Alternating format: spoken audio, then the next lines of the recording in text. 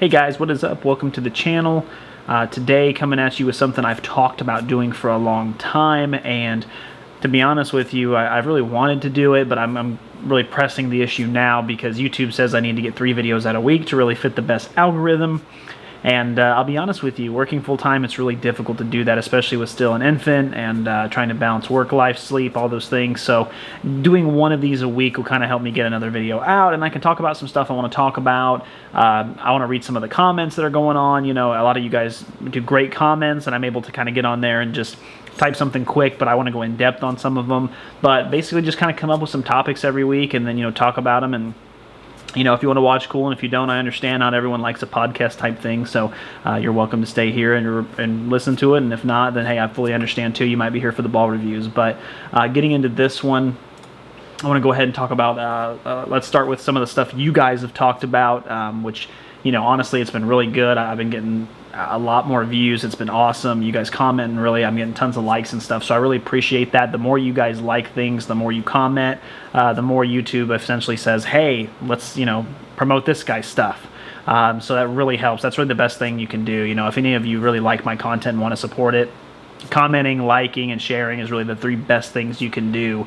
I don't ask it a lot of the time because I know it always sucks when people are asking you, you know, constantly, like when you watch a video and guys are like, you know, hey, if you like this, please subscribe to the channel, you know, and then they start their video and halfway through they got all the stuff appearing around where it zooms out of the video and shows you subscribing and clicking. It just gets annoying sometimes, so I don't ask a lot of the time. I just put a little graphic, but that is really the best way to support me. But let's see what some of you guys have to say. Okay, so this first comment comes from a gentleman who actually had a little bit different results than I did on a golf ball. Now, I want you guys to keep in mind, I actually love this. I love when you guys have different stats than I do. If you have different results, always tell me about them. I want to know, because remember, none of this is factual. You know, this is kind of like a pursuit of trying to find the perfect golf ball, and my 92 mile an hour swing is not going to correspond with your guys's. You know, if you have 100 or if you have an 85, you know, we're just trying to figure it out. So everyone's going to have different results. So I definitely want to hear them if your numbers are different than mine. But this guy, this is actually on the Wilson Zip. Now, the Wilson Zip was an amazing golf ball I tested. I loved it. I took it out to the course, had phenomenal results with it, drove it just amazingly, added 5-10 yards for my drives, and it really spun well. It's a golf ball I've been using in the last couple of weeks on the course just as my own personal ball. But this gentleman apparently tried it out. He says, I've been playing golf for 50 years. I'm 68 and have a swing speed of 100 with a driver. I'm a 3 handicap. I'm only writing this review because I fell for this review with this ball, but it ended up being 30 yards short of the Callaway. ETC is what he says. I assume he actually means the ERC. It just auto-corrected, which makes sense. And then the ERC soft, and this golf ball's junk. It's not forgiving. So first of all, if you do have a 100 mile an hour swing speed at 68 years old, that's pretty impressive, because I mean, most guys I know my age don't have a 100 mile an hour swing speed. So being able to still swing it that fast at 68 years old is really impressive. So awesome for you. If you're a 3 handicap, I can already tell you that a 2-piece soft Walmart golf ball is not going to be for you. It just isn't. So one of the things I talk about on the channel all the time is, you know, just because my numbers are great doesn't mean your numbers are great. I just mentioned it a minute ago. So a swing speed of 100 is going to need a firm 3-piece golf ball. It's going to need a firmer golf ball for sure, because now you're getting into the stiff shaft, the extra stiff shaft. You're getting into that range somewhere in there. I mean, the ladies PGA Tour is only an average swing speed of 95. So I mean, that's professional ladies who do this every day are only swinging that fast. So that's a pretty fast swing speed. So you're going to definitely need a firmer golf ball that you can compress a little bit better. A 50-60 compression Wilson Zip will not do that great for you. Really, 90 and under is probably what you're looking at there. So definitely the wrong ball for him for sure. I apologize if my video misled you in any way on that. Maybe I need to do a better job of explaining that. But the Callaway ERC actually is probably a good golf ball for you. It's a nice 3-piece. I haven't had the chance to test it yet, but I have had a chance to. I give a few to my mom because she likes to use the triple track to putt with. So it's from what I've used it, it's awesome. I love Callaway balls. So maybe just switch back to that. And especially if you're a 3 handicap. If you're a 3 handicap, you don't need to be using a 2-piece forgiving golf ball, because if you're a 3 handicap, you're almost a scratch golfer. That means that you are striking the ball really well every single time. And if you're doing that, you don't need a forgiving 2-piece Walmart golf ball for sure. All right, next up is one of my subscribers, Jarhead767. Appreciate the subscribing, I really do, man. After over a year of this 11 handicap guy trying every golf ball that I can have, After over a year of this 11 handicap guy trying every golf ball that I can have come to believe, he comes to believe basically that the Srixon XV is the best ball for me too. I like the Q-Star Tour mainly for cost reasons, but I just find the XV is the best for my game. Scoop them up anytime I see them on sale. I always hate autocorrect. It always messes my stuff up too, so I feel you, man. I really do. So this was actually when I did my Srixon Z-Stars or Z-Star reviews. It's still one of my favorite golf balls. It really is. I love them. They're still the golf ball I buy when they go on sale. Buy two, get one, just because you can usually mix and match if you go to the right place. A little bit difference in the numbers here and there, but whether I'm doing the Q-Star Tour, the Q-Star Divide, which I use all the time, you know, the Srixon XV, or just for the regular Z-Star, they're all just phenomenal in their own way. They all have something about them that just lights up the scoreboard. And I just really love the way they perform. They always have great spin numbers. They're always consistent. They're always great whether you have a really fast swing speed or medium swing speed. They seem to just balance that out really well. They're phenomenal around the greens. I really just love them. So that's awesome to see, man. I agree with you. I agree with you. They're always going to be good. I can't wait to test the new models. I still have the new models. It's coming. I'm just trying to get these other ones out. All right, this next one, again, I'm not going to mention the name. This one's kind of a criticism. Who cares about the alignment feature? Wah, wah, wah. So that's actually on the Mizuno 566V review, which was a golf ball that I didn't have a lot of success with. I love Mizuno. If you guys watch my channel, I have Mizuno clubs, went and got fitted. I actually love the RB 566, and I love the Mizuno tour balls, but the 566 was the only one I really just had results with. Didn't really care for it. He obviously is not happy about that. But I don't like the comment, because that's really kind of an ignorant comment, because who cares about the alignment feature? Well, lots of people do. Obviously they do, because entire golf balls are made with that in mind. You know, they make that in mind. That's why golf companies like, you know, Maxfly just recently redid theirs to have a more thicker alignment feature. This, for example, is the TaylorMade Tour Response with the stripe on it. That's purely alignment tool. The TP5 Pix does that as well. The whole, you know, it's the Ricky Fowler designed one where it was about alignment. Here's even the TaylorMade Distance golf ball, which, you know, has the thick one in the middle and then the putter alignment where you can line your face up with it. So, I mean, golf balls are designed that way now, specifically with those features. The Divide is that way. The whole idea is that you can see your feedback and stuff. So, I mean, lots of people care about the alignment feature. So that's why I'm actually an alignment junkie probably. So I probably bring it up more than I should. But there are people who care about it, and that's why it's on the channel for sure. All right, this one's on the Wilson 50 Elite. I found this very interesting. This is actually a subscriber, so Joseph Wright, I really appreciate you subscribing, man. That's awesome.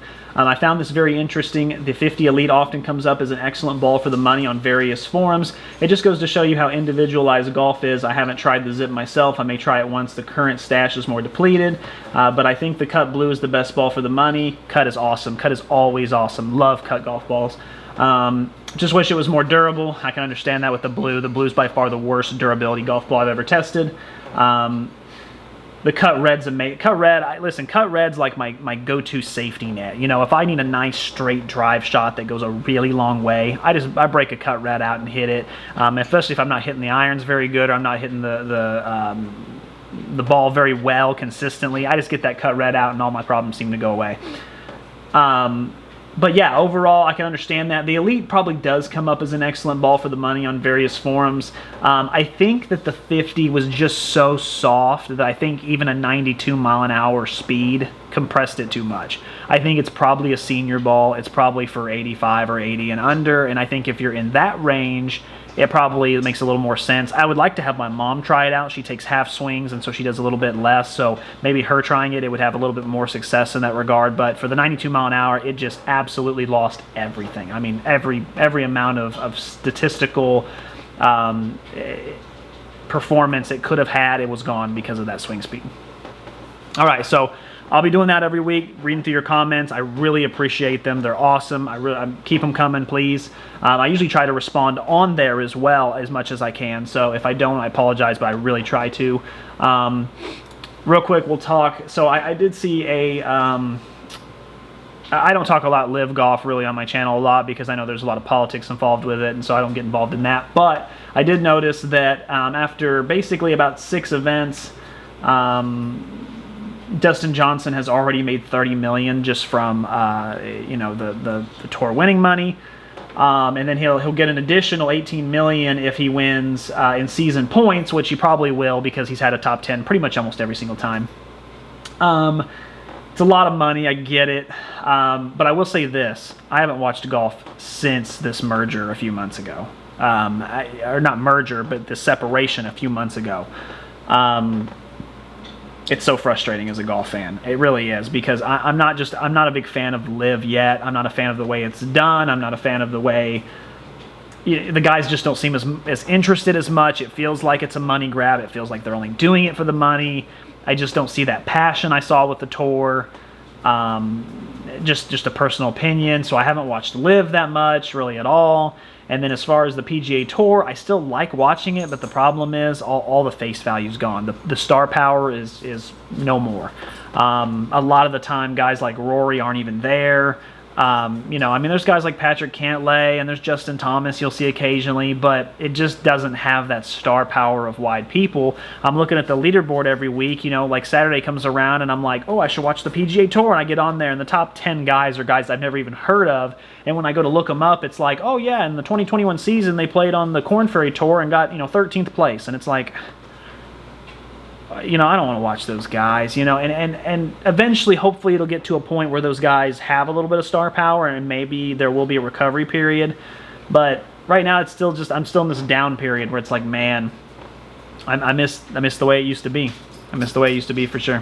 All right, this next thing I want to talk about, so I'm going to read these. This is from golf.com. I don't know when it was. It was probably a while ago or whatever, but 2020. So this is right when the pandemic hit. So I'm sure these articles were really popular at the time because there was a lot of people at home. But this is actually the 6 worst golf tips ever, according to Hall of Fame teacher Hank Haney. Now, let's keep in mind this guy's a Hall of Fame golf teacher. I am not. So, but I'm going to give my opinion on them. But obviously, he is way more qualified than me. So, we'll see.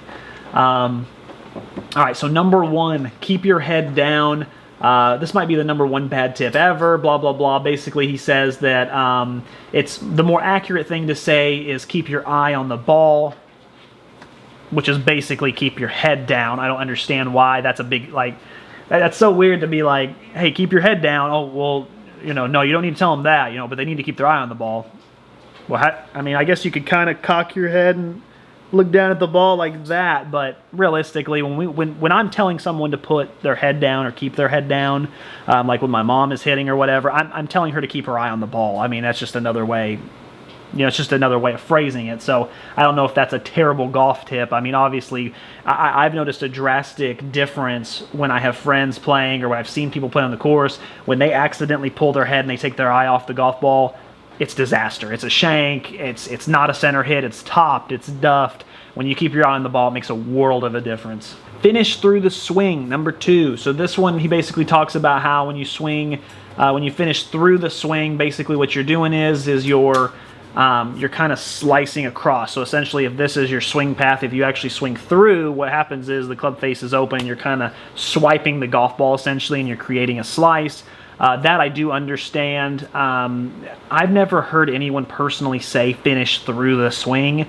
I've told people to finish the swing, but not finish through the swing. And usually at that point there's been a understanding of, okay, you're getting in the slot, you're kind of coming in to out just a little bit, and then you're really committing to breaking to the golf ball, and then essentially what you're doing is your swing path is going like this, but your club face is slightly this way just to create that draw.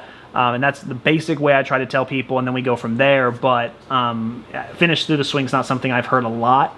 But if you swing the golf club the way he's talking about, you will slice it. It's something I've done, even a fade. I have a buddy who does the same thing. He has a habit of not getting in the slot. He'll come back, and then he'll keep his club exactly the same way, and then come down, and then he turns his body, and in the process, you're going like this, and you're swiping across the golf ball, and it'll make it slice every single time. 3, keep your lead arm straight. A lot of people mistake keeping your arm straight for stiff, rigid, tight, a position where it can't move. As long as it comes back to where it's from from, that's fine. You don't want it to be stiff, rigid, that you can't swing. I mean, I get that. I would say that the only time that'll be an issue is if somebody's like really taking that to heart and they're trying to keep it like stiff as a board and they're tensing up, keeping it stiff. Otherwise, a golf swing should be relaxed. I mean, it really should be. So when you're coming back, yes, you kind of want to keep your lead arm straight for the most part, but in realistic, you just want it to be relaxed. 4, hit down to help the ball go up. Hitting down does not make the ball go up. What makes the ball go up is loft and spin, and you get spin from speed. The more speed you have, the more spin you're going to have. Now, this one I kind of disagree with. This is really misleading to people because most beginners who are receiving golf advice, when they think of how to get the ball in the air, they're trying to scoop it and get it in the air. And realistically, we all know that what you want to do is hit down on the golf ball and hit the golf ball first and the turf second and create a nice divot. Usually some people say a dollar-sized divot or whatever, but you do want to do that. So I think that this is kind of implying that you can get away with not hitting down on it. You can kind of sweep it with speed, which you can with 5-irons, hybrids. Some guys can do it with like 7 and 8 irons, but you're talking about people who swing 115 mile an hour. You're talking about guys who swing really fast, pros. Hitting down on the golf ball does make it go in the air. I mean, I can't tell you how many times I've taken one of my hybrids and just chopped it. Like, I need to get a lot of air on it and spin, and so I'll literally kind of chop it and come in at a really steep angle of attack, and that golf ball will launch like a 9-iron off that hybrid. I mean, 100%. And then if I take a little bit off of that and come with a more, arrowed out approach as far as sweeping it goes like 9 mile an hour, which is less loft than a driver, and I'll get much more distance and less spin out of it. So I don't like that one just because I think if you're giving advice to someone, it's not usually someone like a pro who's going to be swinging really fast. It's going to be someone who needs to learn to hit down on the golf ball. Number 5, you got to get your body into it. The problem with a lot of golf players trying to get their body into it is that they don't get their hands and arms going at all. Your arms are attached to your shoulders and your hands, blah, blah, blah. All this body stuff is important. Again, this is more of an intermediate tip.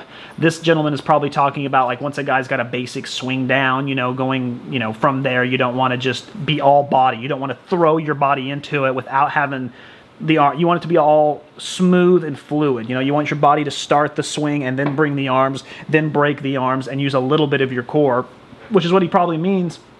But the problem with that is that if you're telling somebody not to get their body into it, that's a problem. Because when my mom was starting out, we were teaching her, she was all arms. She wouldn't move her body at all. She would literally move her arms back like this and then move them forward without ever turning the body or moving it. And a lot of beginners do that. A lot of beginners don't understand what goes into the core and the shoulders and really turning your body to create power. So again, kind of a misleading tip there, because if you're going to be teaching this, it's usually going to be to people who are beginners. Number 6, you're swinging too fast. I haven't even read this yet, and I can already tell you that I completely disagree with it. Completely disagree with it, and I'll tell you why here in a second. So, you're not swinging too fast. In fact, there's no such thing as swinging too fast. But people say it all the time, you're getting quick. The only way you're swinging too fast is if you're hitting the golf ball too far and nobody's hitting the golf ball too far.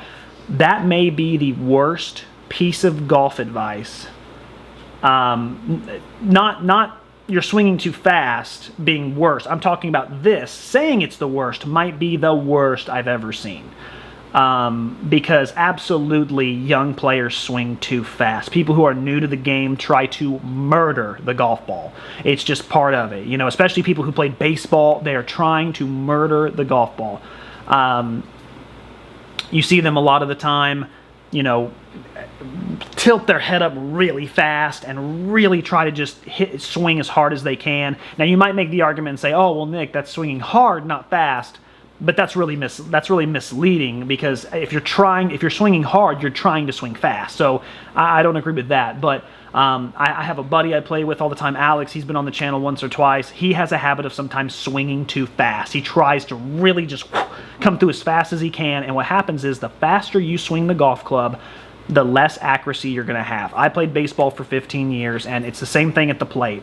When someone's throwing, heat, the first 2 strikes, go ahead, swing for the fences. I mean, absolutely. But that 3rd strike, before you get it, when you have 2 strikes, you're trying to just choke up a little bit and just put contact on the ball and you're slowing your swing speed down to make sure you get good contact. Do you lose a little bit of distance? You do, but you get a lot more consistency and a lot more base hits. What I've also found in what I've seen, not only from testing golf balls, from being on the course, from, you know, teaching people, being around people, a lot of the time, if you just let the club do the work, you develop a nice, you know, I'm not going to say slow swing, but just a nice, you know, not as hard as you can, but a nice, smooth, consistent swing, and you just let the golf ball, the golf club and the golf ball do the work, you'll get just as much distance out if you swing hard. And that's how it is with my driver. I can swing as hard as I physically can, and 1 out of 10 times I make good contact with the golf ball, and it goes 250 yards.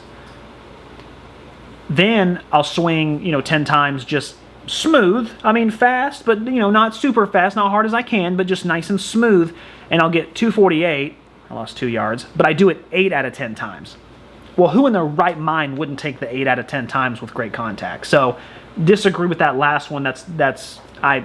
Again, this guy's a Hall of Fame golf teacher, but to me it feels more like he's teaching pros instead of teaching beginners. That all sounds like pro tips, not beginner tips. So anyway, my 2 cents. All right, and the last thing I want to talk about is what is the difference. Now in Florida, this is different because with a lot of people, if you're from the north or whatever, you might only have 2 or 3 golf courses in your town that you can go to, so you don't have a lot of option.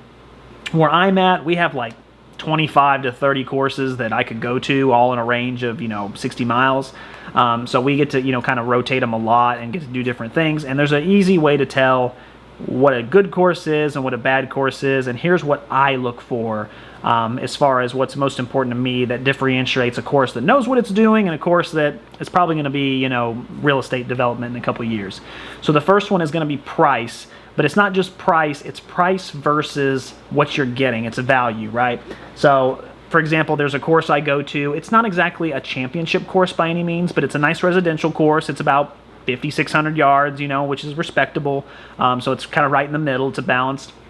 The fairways aren't super big or anything, but you know, it definitely challenges you. It has a cool layout. There's forgiving holes. There's not forgiving holes. But essentially, you can go in the morning and play for about $35 at the break of dusk, $40 somewhere in there, and then you can play in the afternoon for $19, and that's a really good price. And the course is always really well maintained. You know, the greens are puttable, and I mean, there's never any major issues. They have a great bar there. I mean, as far as what you get for that price, the golf course is in really good condition. There's another golf course we go to that's about 35 midday. You know, you can get in there for 28 in the afternoon, but in the morning it's about 50, and the greens have fungus all over them. And you know, then you go and the sand traps aren't even sand traps. They're so hard that you just have to take a free drop because you can't even hit out of them. We don't go there that often. Because it just frankly, I mean, why would you pay, you know, if you're going to pay a green fee, why would you pay more in green fee there than you would somewhere else? And so that price is really the biggest thing for me. What am I getting for my price? The next thing I look for is customer service. Now, customer service is really huge to me, but at the end of the day, if I'm playing golf, I don't have to deal with them that much. So I don't put too much on it, but customer service is really important. And I've been to places where, just to give you an example, I've been to a place where I went in the afternoon, you know, I went out, got on the first tee box, hit my tee shot, started driving up the first fairway, and it just starts pouring and lightning out of nowhere. And in Florida, that's very common. It just comes out of nowhere. So basically, I turn around, you know, I drive back to the clubhouse, and I'm like, hey, you know, can I get a rain check? And they were like, oh, sorry, we don't do rain checks afternoon. And I'm like, I literally teed off. Like, I literally had just stuck it in the ground, teed off, and that's all. I hit one shot. And they were like, yeah, sorry, that's the rules. That's bogus. You know, that's just ignorance. It's awful. I mean, it really is. And I was mad, and they finally just said, okay, well, you know, sorry, that's just the way it is. You know, I can't do anything. I can't just give you a free round, blah, blah, blah. So I finally just waited it out. And I waited out for about 30 minutes, and it stopped, and he's like, well, the problem now is the course is soaked, and I can't really let you on my course. And I said, listen, you either let me on your course or you give me a free round. I said, there's no in between. You can't tell me to go home, and then, you know, and my point is, why is it even coming to this? Like, you might be at home right now like, well, why did it even have to come to that? Exactly. So that's bad customer service, and I've experienced that in a lot of places. I've had places try to charge me $15 for my wife to ride with me, and me say, really? You know, $15, you know, basic customer service stuff, you know, and then you go other places where they treat you kind of like your royalty. You know, you walk in the door and they're like, oh, hi, sir, what can I do for you? Oh, absolutely. Hey, the course is in great condition, yada, yada. Oh, by the way, we do this. There's one course we go to where they used to do free beer Fridays, where they would give you free beer, you know what I mean? You know, on Fridays, you get up to 4 free beers, you know, for your round. There's all kinds of stuff they do for good customer service, but bad customer service will make me not come back to a place real quick, especially because, again, that ties into the value for money, but all you gotta do is be nice. Just act like, if you're working at a golf course and you get free golf, just act like you want to be there. You know what I mean? I'm not saying, and these aren't people who are trying to make a living. These are people who are retired, you know, and they just need a side job, or they're young and they're in high school and they need a side job. And the last thing I look for on a golf course is going to be the course layout overall. It really is. I pay attention to that, and it kind of varies from week to week. Sometimes what happens is I'll want a course where I really just want to hit the driver a lot. I want to work on the driver, and you can't do that. There's a lot of golf courses I play where they're so tight and narrow that I'll maybe get the driver out once or twice. Otherwise I won't. So sometimes it'll just depend on that. Sometimes I'm like, I really want to use the driver. I want to go to a championship course. I want to go somewhere nice. And so the course layout's really important to me. You know, does it challenge me? Is it too easy? You know, my mom has to hit from the forward tee, so some courses will really give her a break. She only drives the ball about 150 yards, so, you know, some courses will really give her a good break, and some will put them right in front, like 2 yards in front of the men's, and it's like now she's having a 340-yard par 4, you know, when her drive only goes 150. So obviously, you know, we're looking for stuff like that. But the overall course layout, how they have it laid out, is definitely important to me. It varies from week to week how I want to be challenged and what type of course I want to play, and having that variety of different, you know, it really helps. So if you have a greatly designed course, I'm more likely to go there. Guys, that wraps up episode 1. So I appreciate it if you did watch all the way to the end. If you didn't, I understand. I get it. It's not everyone's cup of tea, but I'm going to try to do this once a week where I talk about your comments. If you have any suggestions of what you would like for me to talk about on here, please let me know. For now, I kind of just made it up on the fly and just came up with some stuff to talk about. But I would love, you know, any type of topics you want to know about. You can always ask me questions. My email is actually golfballaddict@gmail.com. You're more welcome to email me and say, hey, talk about this, or I have questions about this, whatever. I'm more than happy to talk about them. I will. I'm always looking for that content. But guys, as always, keep watching to keep saving.